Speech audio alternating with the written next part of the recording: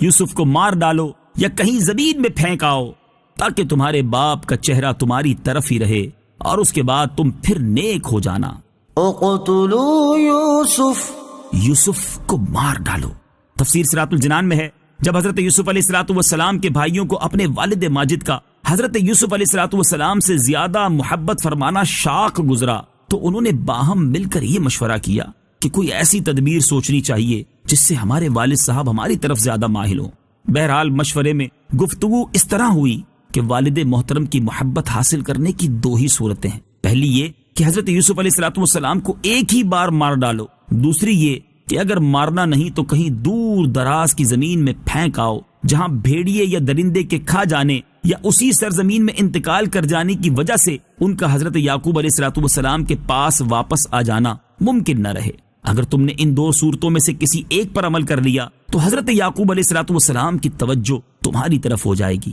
اور وہ تم سے محبت کرنے لگیں گے، اور حضرت یوسف علیہ السلام کو قتل کر دینے یا آبادیوں سے دور چھوڑ آنے کے بعد تم پھر توبہ کر کے نیک ہو جانا۔ آیت اقتلوا یوسف او اطرحوه سے حاصل ہونے والی معلومات،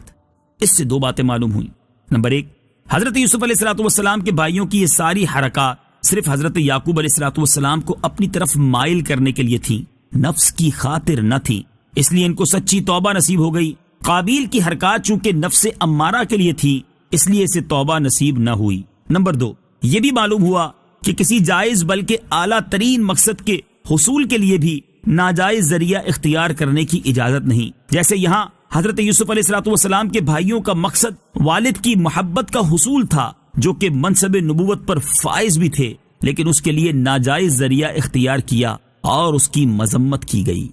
میں سے ایک کہنے والے نے کہا یوسف کو قتل نہ کرو اور اسے کسی تاریک کنویں میں ڈال دو کہ کوئی مسافر اسے اٹھا لے جائے گا اگر تم کچھ کرنے والے ہو۔ قال قائل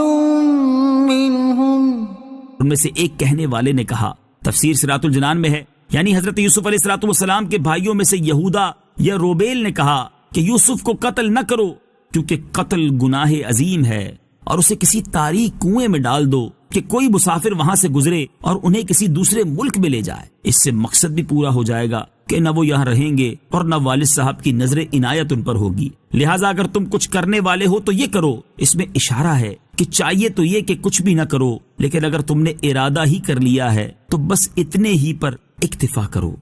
بھائیوں نے کہا، اے ہمارے باپ، آپ کو کیا ہوا کہ یوسف کے معاملے میں آپ ہمارا اعتبار نہیں کرتے؟ حالانکہ ہم یقیناً اس کے خیر خواہ ہیں، آپ کل اسے ہمارے ساتھ بھیج دیجئے تاکہ وہ پھل کھائے اور کھیلے، اور بے شک ہم اس کے محافظ ہیں۔ قالوا، انہوں نے کہا، تفسیر صراط الجنان میں ہے، اس آیت اور اس سے اگلی آیت کا خلاصہ یہ ہے کہ حضرت یوسف علیہ السلام کے بھائیوں نے جب آپس میں مشورہ کر لیا اور وہ حضرت یوسف علیہ السلام اور حضرت یعقوب علیہ السلام کے درمیان جدائی کروا دینے پر متفق ہو گئے تو انہوں نے اپنے والد حضرت یعقوب علیہ السلام سے کہا، اے ہمارے باپ، آپ کو کیا ہوا کہ یوسف کے معاملے میں آپ ہمارا اعتبار نہیں کرتے، اور جب ہم شہر سے باہر صحرا کی طرف جائیں تو یوسف کو ہمارے ساتھ نہیں بھیجتے، حالانکہ ہم یقیناً اس کے خیر خواہ ہیں۔ آپ کل اسے ہمارے ساتھ بھیج دیجئے تاکہ وہ تفریح مثلا شکار اور تیر اندازی وغیرہ کے ذریعے لطف اندوز ہوں، بے شک ہم اس کی پوری نگہداشت کریں گے۔ فرمایا، بے شک تمہارا اسے لے جانا مجھے غمگین کر دے گا، اور میں اس بات سے ڈرتا ہوں کہ اسے بھیڑیا کھا لے اور تم اس کی طرف سے بے خبر ہو جاؤ۔ قال،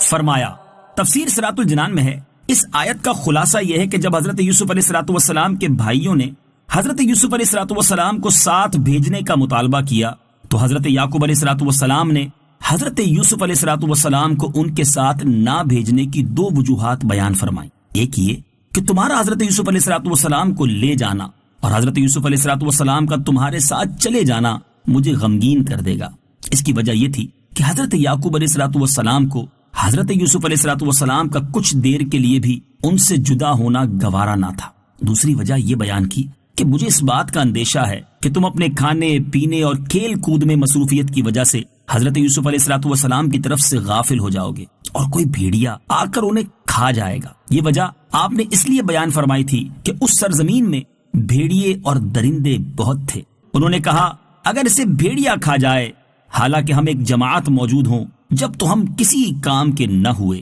قالوا انہوں نے کہا۔ تفسیر صراط الجنان میں ہے، حضرت یوسف علیہ الصلوۃ والسلام کے بھائیوں نے جواب دیا، ہم 10 مردوں کے وہاں موجود ہوتے ہوئے اگر اسے بھیڑیا کھا جائے جب تو ہم کسی کام کے نہ ہوئے، لہٰذا انہیں ہمارے ساتھ بھیج دیجیے۔ چنانچہ اللہ تعالیٰ کی تقدیر یوں ہی تھی کہ حضرت یعقوب علیہ الصلوۃ والسلام نے اجازت دے دی، اور روانگی کے وقت حضرت ابراہیم علیہ الصلوۃ والسلام کی وہ قمیص جو جنتی ریشم کی تھی، اور جس وقت حضرت ابراہیم علیہ الصلوۃ والسلام کو کپڑے اتار کر آگ میں ڈالا گیا تو حضرت جبرائیل علیہ الصلوۃ والسلام نے وہ قمیص آپ کو پہنائی تھی، اور وہ قمیص مبارک حضرت ابراہیم علیہ الصلوۃ والسلام سے حضرت اسحاق علیہ الصلوۃ والسلام کو اور ان سے ان کے فرزند حضرت یعقوب علیہ الصلوۃ والسلام کو پہنچی تھی۔ حضرت یعقوب علیہ الصلوۃ والسلام نے وہ قمیص تعویذ بنا کر حضرت یوسف علیہ الصلوۃ والسلام کے گلے میں ڈال دی۔